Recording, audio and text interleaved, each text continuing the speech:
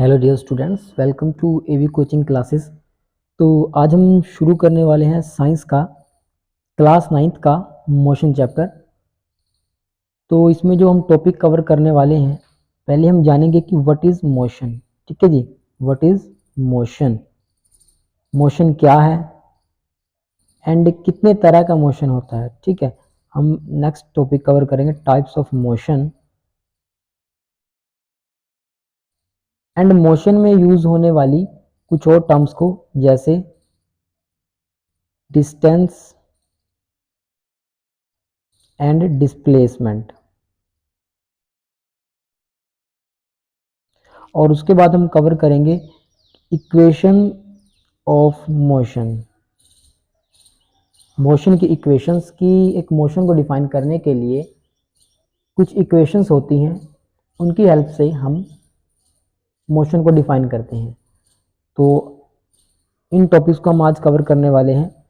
तो स्टार्ट करते हैं। पहला टॉपिक है व्हाट इज़ मोशन। तो मोशन क्या है?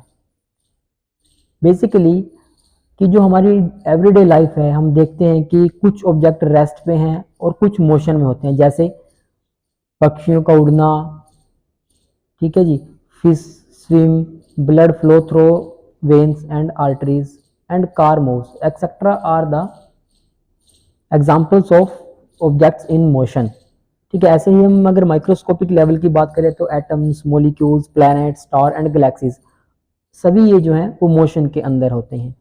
ठीक है जी, लेकिन मोशन हर ऑब्जेक्ट के लिए मोशन नहीं होता। फॉर एग्जाम्पल अगर हम एग्जाम्पल लेके चलें तो जैसे इस सबसे बढ़िया एग्जाम्पल कि आप किसी बस में ट्रैवल कर रहे हो, तो जब आप बस के अंदर बैठे हो तो आपके लिए और जो बस से बाहर कोई पर्सन खड़ा है उसके लिए जो कंडीशन होगी वो सेम नहीं होगी। एक पर्सन जो बस के अंदर है उसके लिए जो बस है वो एज अ रेस्ट की तरह बिहेव करेगी, एंड जो व्यक्ति बस से बाहर खड़ा है उसके लिए वो मोशन में होगी। तो बेसिकली मोशन है क्या? अगर हम मोशन को डिफाइन करें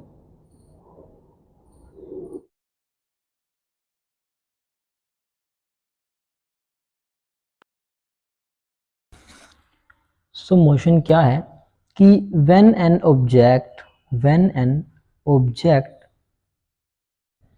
चेंज इट्स पोजीशन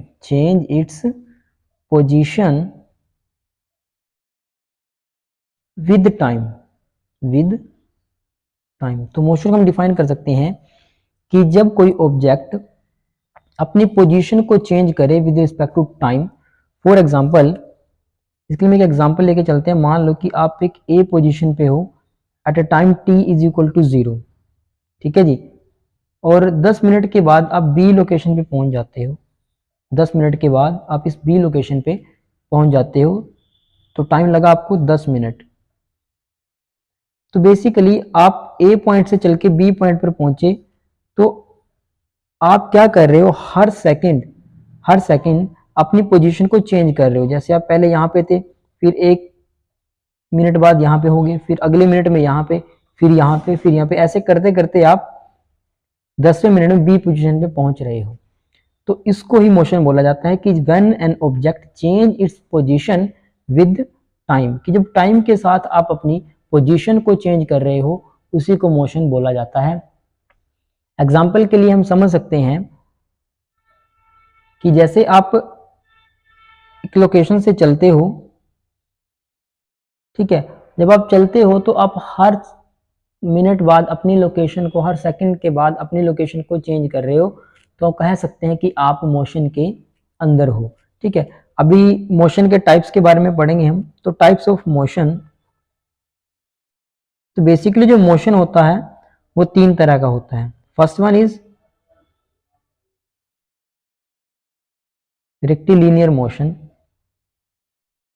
और जिसको हम स्ट्रेट लाइन मोशन बोल देते हैं।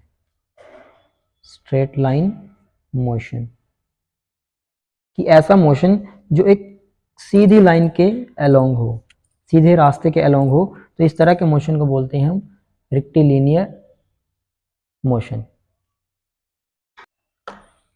And second type is circular motion. Circular motion. Circular motion आपको कहाँ पे देखने को मिलता है? ऐसे सभी मोशन जो एक सर्कुलर पाथ के अलोंग हो, उस तरह के मोशन को हम सर्कुलर मोशन बोलते हैं। फॉर एग्जांपल, आपके पास जो घड़ी होती है, उसके जो डायल्स हैं, उसका जो मोशन हो रहा है वो एक सर्कुलर मोशन है। ठीक है, आप एक ट्रैक में रनिंग कर रहे हो, तो वो जो आप मोशन कर रहे हो अलोंग अ सर्कुलर पाथ, उसी को ही सर्कुलर मोशन बोला जाता है। And third kind of motion is vibrational और ऑसिलेशनल मोशन। ऐसा मोशन जो एक फिक्स पोजीशन के आगे या पीछे, ऊपर या नीचे हो रहा हो, उस तरह के मोशन को बोलते हैं वाइब्रेशनल मोशन। फॉर एग्जांपल, आपने क्लॉक के पेंडुलम को देखा होगा, तो उसका जो मोशन होता है वो एक एक्सट्रीम पॉइंट के अलोंग होता है। ठीक है, उसका मोशन इस तरह का होता है।